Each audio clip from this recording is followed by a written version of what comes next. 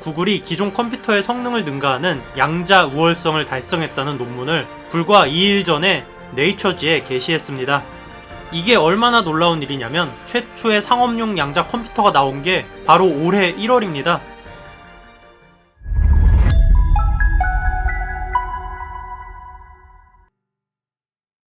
여러분은 올해 2019년에 가장 흥미로운 과학계 사건은 무엇이라고 생각하시나요? 저는 개인적으로 양자 컴퓨터라고 얘기하고 싶습니다. 네, 오늘의 주제는 양자 컴퓨터입니다. 안 그래도 다뤄보고 싶던 주제였고 많은 구독자분들이 요청하기도 해서 얘기할 기회를 엿보고 있었는데 드디어 이 컨텐츠를 다룰 명분이 생겼습니다. 지난 9월 구글이 기존 컴퓨터의 성능을 능가하는 양자 우월성을 달성했다는 논문을 불과 2일 전에 네이처지에 게시했습니다. 이게 얼마나 놀라운 일이냐면 최초의 상업용 양자 컴퓨터가 나온 게 바로 올해 1월입니다.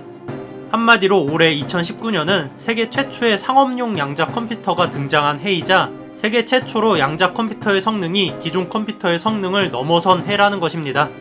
한마디로 2019년은 양자 컴퓨터의 해라고 해도 과언이 아니죠. 이번에 구글이 개발한 시커모어는 지난달 9월 일반 컴퓨터로 1만 년 동안 연산해야 되는 문제를 불과 3분 20초 만에 계산해냈다고 주장해서 엄청난 파장이 있었는데요. 최초의 상업용 양자 컴퓨터를 개발한 경쟁사 IBM은 이 사실을 부정했지만 이번에 국제학술지 네이처지에 실린 논문으로 슈퍼컴퓨터를 상회하는 성능을 보였다는 게 거의 확실해졌습니다.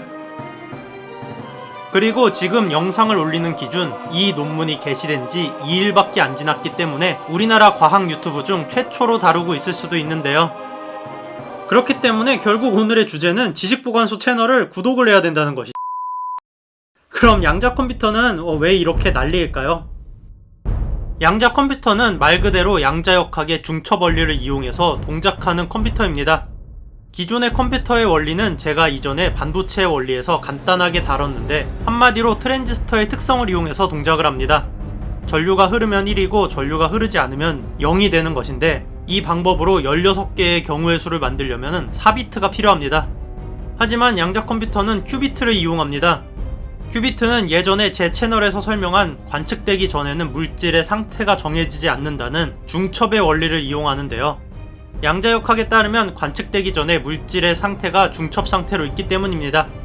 결국 중첩 상태로 존재하는 큐비트는 비트와는 달리 동시에 0과 1의 상태가 중첩이 되어 있고 관측이 되는 순간 상태가 정해지는 원리를 사용합니다. 하지만 지난 영상에서도 얘기한 것처럼 여기서 관측이라는 것은 결 어긋남을 의미하는데요. 결국 양자 컴퓨터를 제대로 동작시키기 위해서는 큐비트를 완벽하게 중첩 상태로 유지하는 게 굉장히 중요합니다.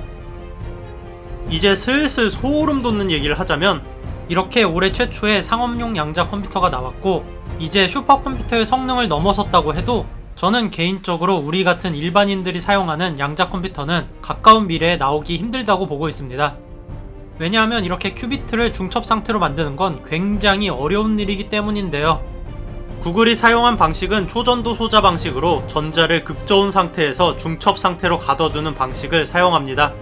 물론 이 방법 말고도 이온 트랩 방식도 존재하지만 이번에 나온 양자 컴퓨터는 초전도 소자 방식으로 성공했기 때문에 이번에는 초전도 소자 방식을 중점적으로 얘기를 하겠습니다.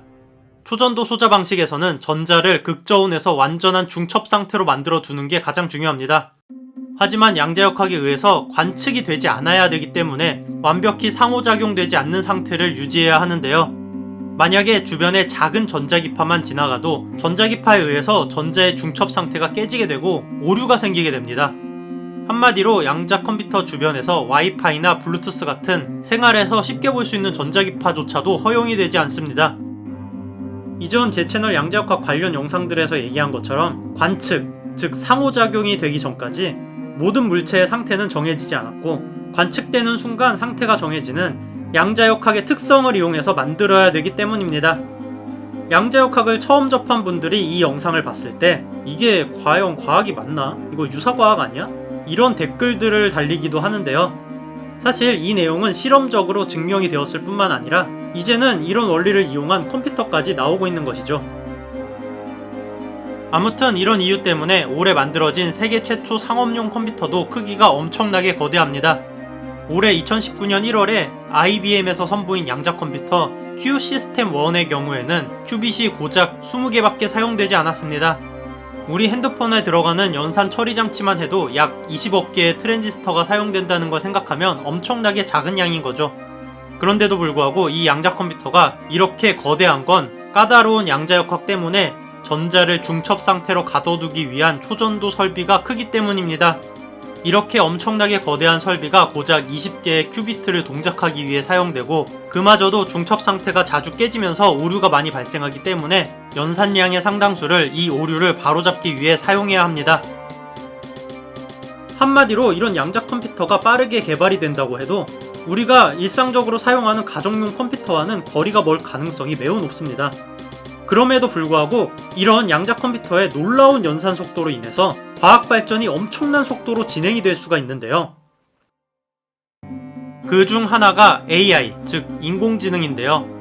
정말 현재의 슈퍼컴퓨터 성능을 완전히 뛰어넘는 양자 컴퓨터를 만들 수 있다면 그 크기가 얼마나 크던 간에 이런 양자 컴퓨터를 가진 기업은 이 컴퓨터의 연산 속도를 이용해서 엄청나게 성능 좋은 AI 인공지능을 개발할 수도 있을 것입니다.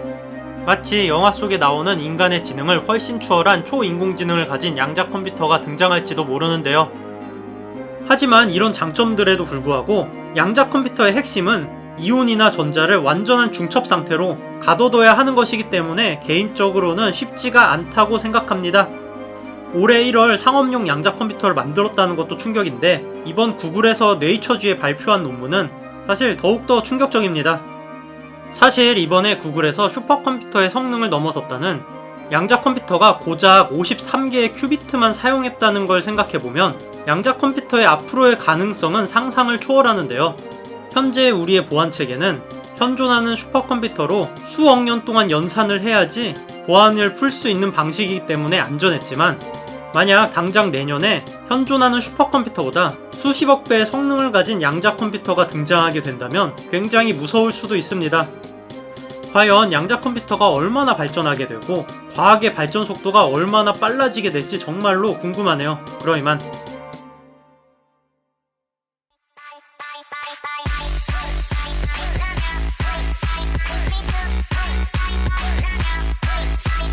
Bye.